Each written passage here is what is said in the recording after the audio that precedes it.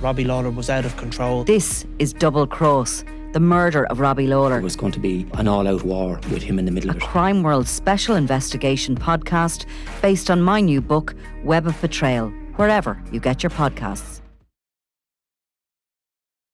So before we start this, I'm going to save everybody the pain of us trying to pronounce all these names, because I don't think people in Ireland know who they are anyway. So we will sort of maybe try a little bit and then we'll give it up, because we'd be stumbling over these names. Yeah. These are Lithuanian, Estonian names, all the rest of it. Anyway, we're back to an old friend of the podcast, Imre Arakas. Yes. The international hitman who spent some time here in Ireland after he was caught in the process of conspiring to kill James Mago Gately. And next week, he is back before the courts in Kaunas. Yeah. He has pleaded guilty to the murder of a MMA fighter, and he's due to be sentenced. And what's the MMA fighter's name? Right. Just, I knew you were going to do that to me. That's just so mean. Well, and I've no glasses on, which not. Well, let me help you out. It's Remigidas Morkavicius. No way. Is it not? No. Morkavicius. Morkavicius. It is a lot of that. And in fact, I think Imre Arakas may even be pronounced Imre Araka at times. So, we'll call him Arakas. Yes. That suits us. Yeah. So do you know of this MMA fighter? No, I don't think he was a well-known MMA fighter, but obviously it was a huge case in Lithuania. And we've had great pictures, obviously, from the trial, as they seem to allow, which is obviously doesn't happen here. Yeah. But they seem to allow photographers stand in court and take pictures. But they seem to allow Imre Arakas conduct interviews from prison as well. They do. We had said the last time that we'd see if we could get him on the podcast. But he's already in prison for the murder of a gangster nicknamed The Diamond. Yeah. Diamantis Bogavicius. Yeah. But there's a lot of Vicius, isn't there? There is. And the second name's there. Anyway, they were all these hits basically were ordered. They were paid for. And there's a complex kind of thing behind the MMA fighter, because basically it appears that Imre Arakas was offered 50,000 for the hit by somebody who was given instructions by some Russians. Well, I think a lot of these hits were being ordered from Spain, basically, from in or around Puerto Banús, where a lot of obviously Irish expat criminals had come to be based, and English, but also increasingly a large number of people from the Balkans mafias, I suppose, as they're known. And Imre Arakas obviously had a long history of involvement in organised crime, but he seems to have specialised as a hitman for hire, based in Spain, and these people would basically hire him to carry out these hits. The value of somebody like Arakas, as we saw in Ireland, obviously it didn't work out, but the idea is that you fly somebody in who has no obvious connection with the country. Nobody knows what he looks like. There's no guards going to recognise him or policemen. He carries it out for money. You provide him with the weapons when he lands. He commits the murder and gets out of the country quickly. Yeah. And again, this is a similar case. Obviously, it's all gone wrong for him. And at this point, at the previous hearing, we heard how when he was arrested in Ireland, of course, he proclaimed his innocence and how he was just being picked on for various reasons. I can't even remember what they were. But at this point, he's faced. He then pleaded guilty. He ultimately pleaded guilty. So he's quite bananas. Yeah. Right? Isn't he? Well, I think I think that's fair to say, isn't it? Well, it's not a very technical term, but he is a little bit bananas. I mean, in court in relation to this murder of this MMA fighter, he's pleaded guilty. Now, this MMA fighter was shot 7 times, and Arakas, in his usual MO, appears to go and stalk him. He likes to watch his victims, his would-be victims. He likes to sort of sit back in the undergrowth even. Yeah. And he's really like an animal stalking its prey. And he sees an opportunity actually at one point to shoot this guy, and he points his gun at him and it jams. Yeah. The weapon jams. And the MMA fighter sees him and sort of runs, so he's on his guard, but he takes another opportunity later the same month, and in a similar kind of way to the plan he had for James Mago Gately, this MMA fighter gets out of his car and begins to walk towards the staircase of the apartment block where he's resided. And it's at that point that Arakas comes up close behind him. In this case, using a Kalashnikov weapon, shoots 7 times. It must be fitted with a silencer because the residents think they just hear fireworks. Yeah. They don't hear the explosion of what that would be. He regularly uses and asks for silencers. I've always reckoned that Arakas is like a serial killer who's actually getting paid for his trade. Yeah. He seems to definitely have clear signatures in his kills and clear ways that he likes to carry them out. He's very proud of his work. Yeah. But in court, when he pleaded guilty to this, he says, "I have to say that I'm very sorry. I'm sorry. It was the biggest mistake of my life. If I could change anything, I wouldn't do it again." Yeah, I mean, he is an odd character, there's no doubt. Even how the hits are carried out. Like, if you remember the attempted murders in Dublin, he was going around with a backpack and, pretending to go camping, and some of this kind of drama and theatre nearly around it.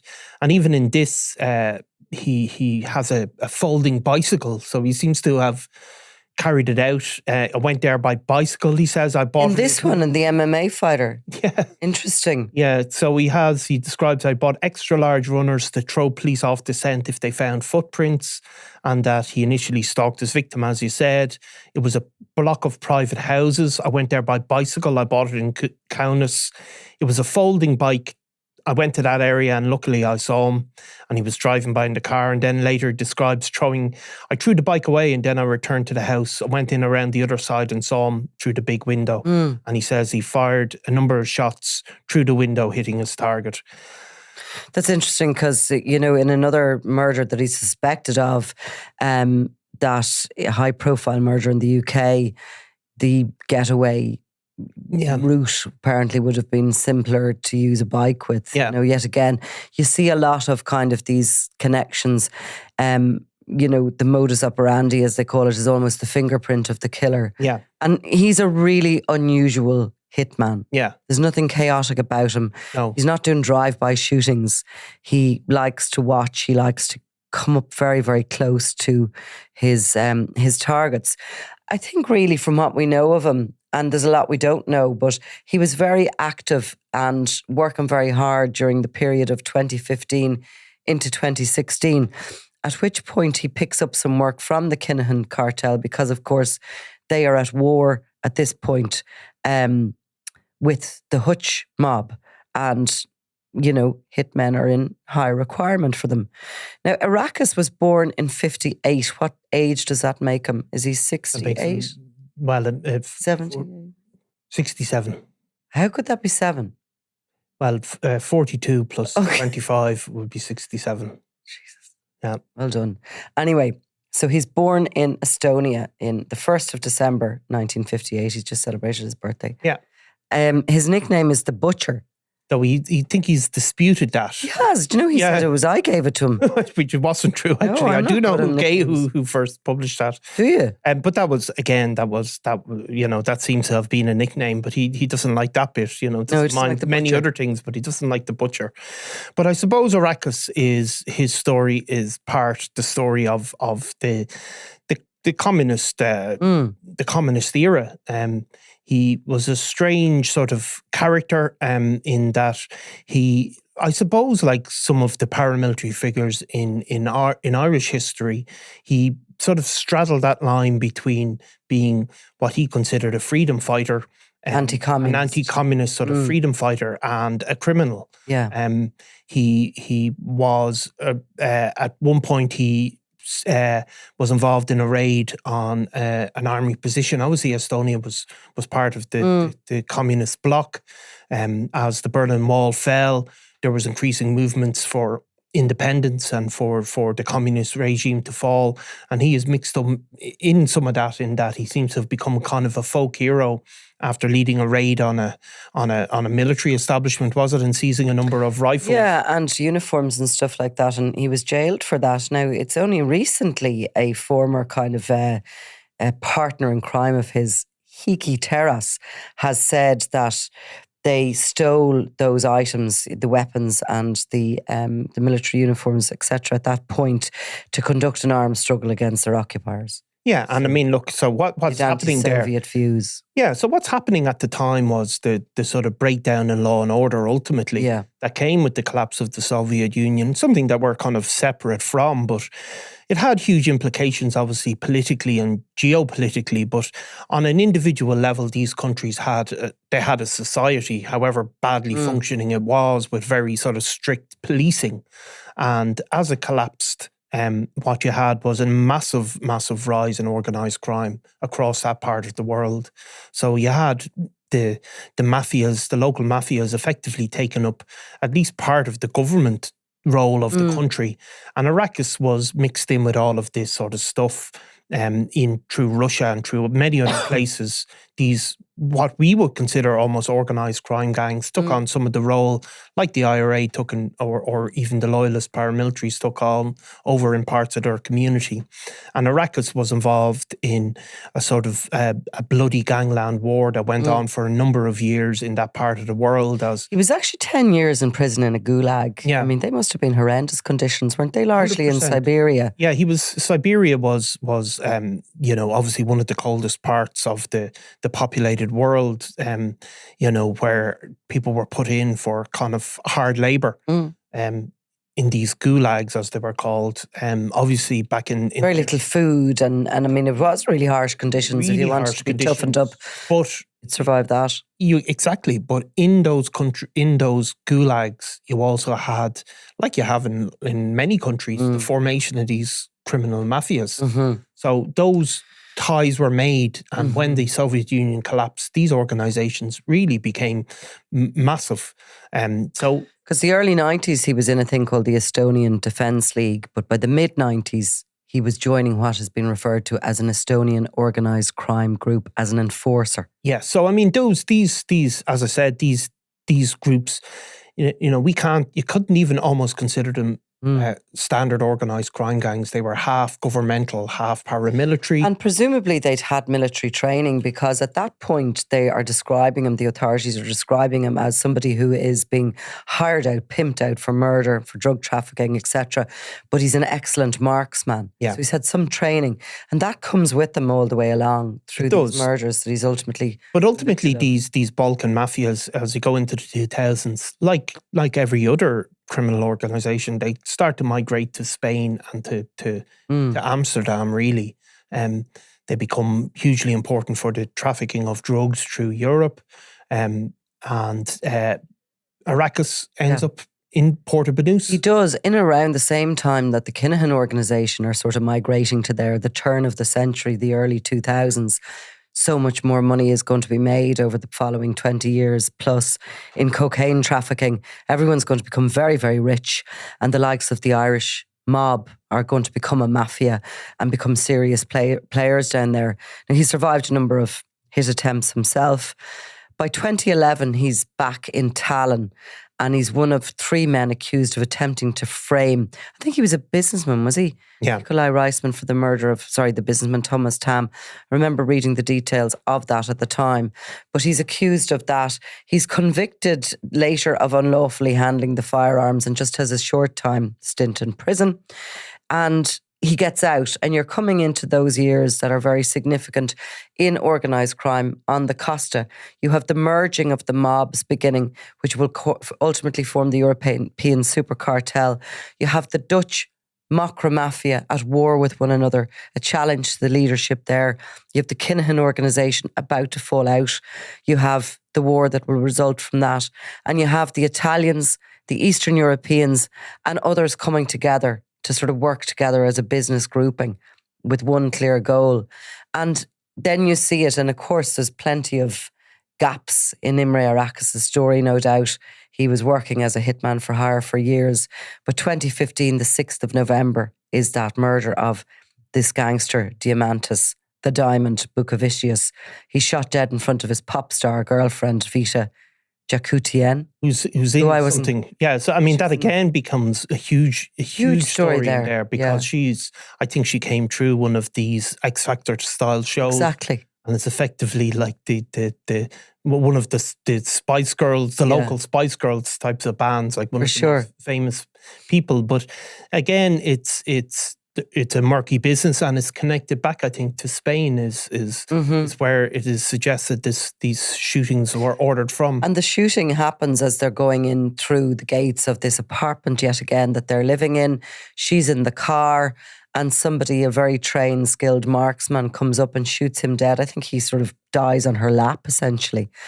By 2016, he is accused of the attempted murder of, I won't try that one, with a firearm and again a silencer. Don't know a huge amount about that.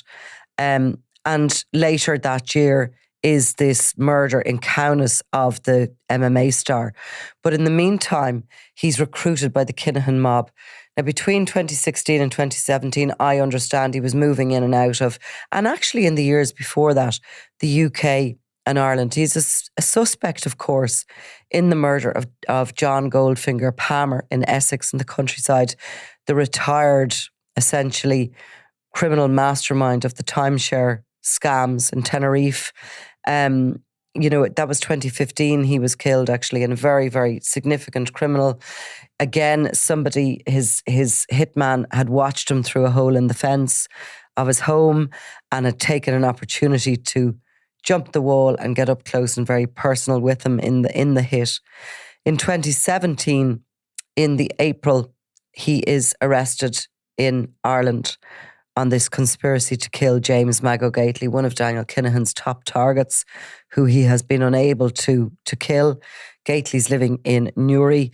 A huge operation is put in place by both Bomber Kavanagh's organisation and Daniel Kinahan's, and some of the top men are actually brought in to do the donkey work, to move a car to Ireland, to drive it to Newry, to put a tracker on it, to tracker on Gately's car.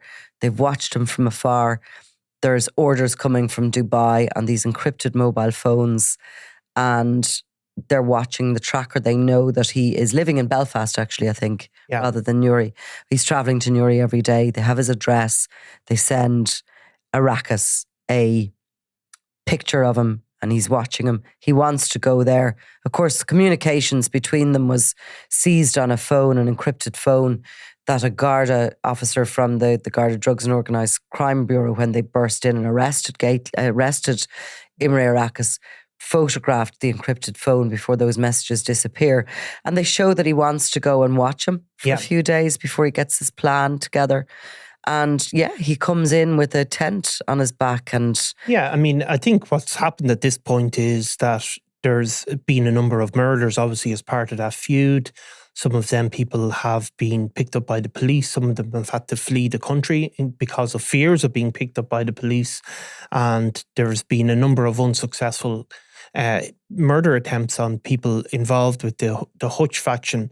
And at that point, it is believed that Daniel Kinahan certainly decided that Arakas should be brought in, a specialist to go and do this job that his Irish guys seemed to be capable of carrying out. So he's flown into Ireland. But what has happened is, because of these other investigations that we certainly knew nothing about at the time, these other hits that occurred in Eastern Europe, that he's on some sort of international police watch list effectively, and his movements, Arakas's movements, are being monitored, it is believed, and therefore the guards, as soon as he's booked the flight or as soon as he gets on it, they're aware of it, and they put in place an operation to trail him basically as he comes in. I think he gets the bus at one point, doesn't he? And from the airport, he hops on the air coach because he has, Street. Because he's not, he's sort of unusual character in that I'm sure if you're, he could have forked out for a taxi, but he gets the bus in nonetheless, and the guards are monitoring him all the way. And as he goes about his business in Dublin, he's interacting with various people that are well-known figures of the Kinahan Cartel, including staying at the home of Eric Fowler at one point. Eric Fowler ultimately would be killed, but he was, a very key figure of the Kinahan Cartel, slightly under the radar maybe to an extent. Eric Fowler's father, Stephen Fowler, that collected him in town after he had got off the bus, bought a few little disguises from some of these Euro shops. I think it was a joke shop, actually. It was a wig and a fake nose or something like that. Yeah. And, and he'd walked up past Patsy Hutch's house, another key target of Daniel Kinahan at the time. And had a backpack, had like a camping backpack on. And his tent hanging and his sleeping bag and all the rest of it, and his fishing rods. It's quite have you watching the Jackal on TV? No, it's like that. Like it's a bit of that kind of mentality. Absolutely. And I mean, obviously he's been called a Bond villain. And, that would all fit into it. Like, I wonder what nickname he actually likes, that he doesn't like the Butcher. He probably likes the sort of the James Bond character type thing, doesn't he? But so he walked past and he went up to Avondale House to have a look at where Gareth Hutch had been killed the year previous, and looked around and the escape route and all the rest of it, made his way back into town. And as the cops were watching him, this van pulled up with Blakestown Tires written across the side of it, Stephen Fowler driving it, and they realised at that moment he's here to kill. Yeah. And obviously the fact is that he was looking at Patsy Hutch's home, and it's a few years now, but if you remember, the level of threat against Patsy Hutch in particular was so high that there was a guard of car there 24 hours a day. There would be a number of very elaborate hit attempts on Patsy Hutch. Patsy Hutch, the brother of Jerry Hutch, stayed in the inner city throughout all of this. His own son, Gary Hutch, had been murdered in Spain, and, he was certainly mentioned during the Regency trial on a number of occasions, but he had become the primary target in that north inner city. There was a lot of people that he would have known all his life that had sided with the Kinahan Cartel, that were living in the area, and there was this kind of constant feed of information. So I don't think, the fact that Imre Arakas was walking around that area, I think he was looking to double his money because, of course, he was on a promise of, was it 100,000? That's what was said, for the murder of James McGogately, and if he took out another, he was going to double his money. Like in court, he said that he was in debt, didn't he? Yeah. Well, he said that in the most recent one, and we said that again in the most recent one. Yeah, he said he'd had financial troubles, and I think he said he was offered the figure of 50,000. I think. Right. By an expat Lithuanian gang boss living in Spain to murder Regimas Morkovicius. On behalf of the Russians? He said it was on behalf of a Lithuanian gang boss, but he was given the instructions in Russian on a phone. Okay. That he had obviously spoke fluent Russian from his time in the gulags. It's interesting, he was being provided with the weapons and the information, and it's the exact same as what happened in Dublin. During this court hearing, he also admitted attempting to kill a key witness in another murder, a guy called Gia Zabachisi on July 2016, and he described in detail the careful preparation for that hit. Yeah, that hit, I think, is just, there's so many, similarities to that and what is suspected that happened to Palmer. The bike, the shoes that were too big, leaving different size footprints. Yeah, it's a funny mix of low tech and intricate, and again, it is like almost theatrical, isn't it? That's exactly what it's like with him. It's almost like he presents his work. Yeah. He's very proud of his work. That's why I think he's very similar to a sort of he's definitely a sociopath or psychopath. He does not have any human being that can take money to kill another and to take such joy and pleasure in their work. But it's the details. It's in the detail. Yeah. How sinister a character he is, really. Yeah, and I mean, he does admit he agreed to kill people for money due to his financial situation, as blunt as it gets. Obviously, though, the Arakas the Arakas attempt on the murder or attempt on the life of Michael Gately had huge implications, because ultimately it ended up putting a lot of people went to prison. A lot of very senior figures ultimately would go to prison. The phones, people like Pater Keating, for example, he would go to prison for his role in that plot. These are some of the most senior figures left. The Kinahan Cartel have left in Ireland at this point. So that's him, and he's back up for sentence Monday morning. So we're going to cover that. Be interesting to see how he behaves, what he has to say, how he looks, and how in general he's getting on in the prison system. He did say when he was in Ireland in an interview he conducted with a Lithuanian paper that it was a holiday camp. The food was great, but he certainly has suffered with his health, etc. in recent years. And we'll come back to it on Monday and see how he fares. But either way, he's a pensioner, and he's looking at really spending the rest of his life. You couldn't tell me you feel sorry for him? No, I don't. I don't feel sorry for him. I think you have to look at people. It's people get involved in crime, organised crime, as young men, and they may kill. Often it's for revenge or for on behalf somebody they know is being killed, and they get caught up in a feud. But somebody like Arakas, it takes a particular type of mentality to kill people that you don't care about solely for money. I mean, he might have started off criminality for political reasons, which I don't think. Even then, I'd be skeptical of that. But yeah, to solely carry out murders for money in front of family members, as a number of these cases people have been shot in front of loved ones. I wonder how useful the information that comes out in these court cases about how much these gangs were prepared to pay for a hit is.